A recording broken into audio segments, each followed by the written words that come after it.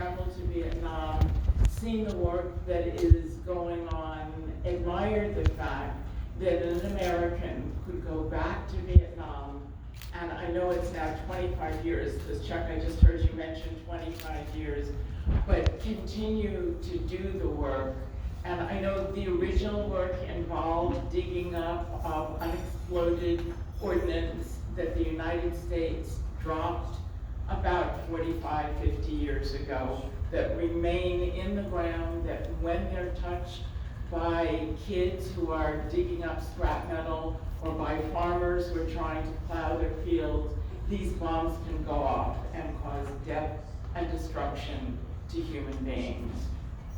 Chuck has, and I know you always deny how much involvement you have with Project Renew, but he is a hero to many of us and most of us for the work that he continues to do in Vietnam to undo the destruction or to ameliorate the destruction that the United States government and military caused all those years ago.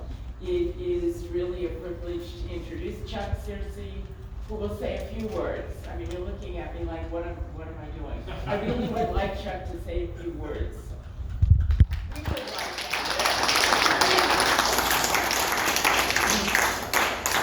It'll be very, very few words. But to expand just for a minute on what Susan was just saying, the truth is I'm a very small part of the Project Renew effort, but I'm very happy to be engaged with our Vietnamese colleagues in dealing with the legacies of the war that really are mostly our responsibility as Americans. One is unexploded ordnance, or the United Nations and all of the professionals in this field keep changing definitions. Now I think the new term is going to be explosive ordnance, or EO, but anyway, we'll learn that quickly. The real success of Project Renew, thanks to my Vietnamese colleagues, has been in cleaning up a lot of bombs and mines, yes, but counting the number and the tonnage and all of that is impressive, but that's not as important a measure as the number of lives saved and the reduction in accidents and injuries over the years.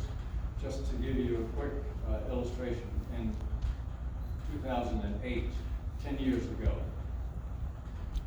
the number of accidents in Quang Tri province, the old DMZ, where Project Renew is located along with several other international organizations, the number of accidents that year, casualties, was 72.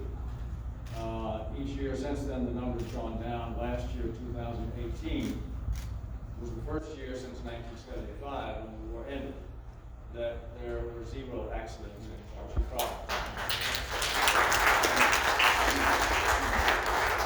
That has been our goal all along. It's not to clean up every bomb in line, because that'll never be done. We dropped 8 million tons on Vietnam, and a lot of it is still there and will be for centuries to come. The goal is to make Vietnam safe, and that is achievable. We've demonstrated that it can be done this year, 2019 so far, 0 accidents. We hope that will continue in years to come. People know how to manage the situation, they know how to live with the threat, they know how to report it, and there are teams ready to spring into action and go clean it up, destroy it safely. And that will continue in Quang Tri province and hopefully in all the other provinces in Vietnam for a long time to come. That in a nutshell is what's happening with Project Renew.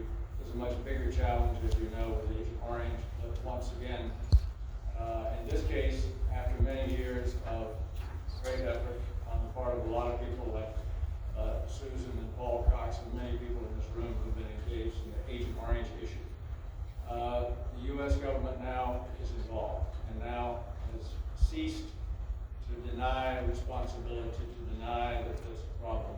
And so there has been progress made, and now the U.S. government is paying for the cleanup of the dioxin contamination at the remaining few places in Vietnam, which now consists really of only one major site, which is the Bien Hoa Air Base. We're going to clean that up over the next 4 to 5 years at a huge cost, but it will be done with American funds. The Da Nang Air Base has been completed. So there has been progress made. Project Renew is a small part of that, but together with our Vietnamese colleagues, we're determined to deal with these legacies of the war. Regarding this exhibit, I want to commend Ron Carver for taking the initiative to launch what has become a very, very impressive exhibition and now a book. 3 years ago, when he and the director of the War Remnants Museum discussed this idea, at the time I thought, well, not a bad idea. There probably is a real lack of knowledge about the anti-war resistance inside the military, but I was not sure how much that would resonate with the Vietnamese. And it turns out to have had a tremendous impact. This exhibition, opened at the War Remnants Museum in Saigon, was heavily visited. In fact, I think as Ron mentioned, in the short time that it was up the first time, they had more visitors than any other exhibit in the 5 years prior to that. What's been interesting to me is the fact that young people, the younger generation of Vietnamese, who frankly do not know as much about the war as they ought to.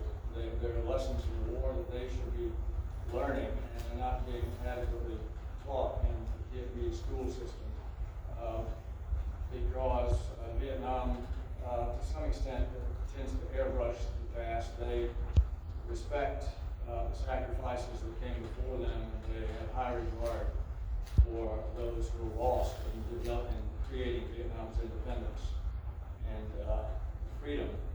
But they tend not to dwell on it seriously, look at the political lessons that ought to be learned, just as we have also ignored the lessons in Vietnam.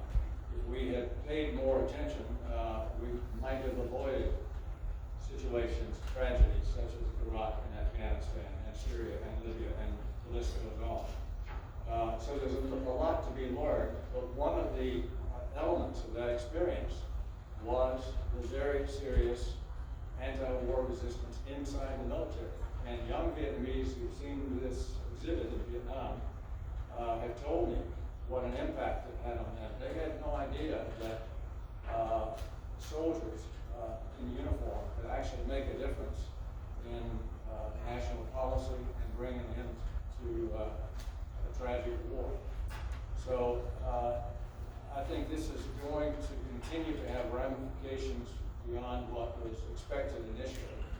The exhibit has been shown at the History Museum in Hue. It will be shown at some point in the future in Quang Tri at the Visitor Center set up by Project Renew. It will be shown, probably, it will be shown in Hue, one of the museums there.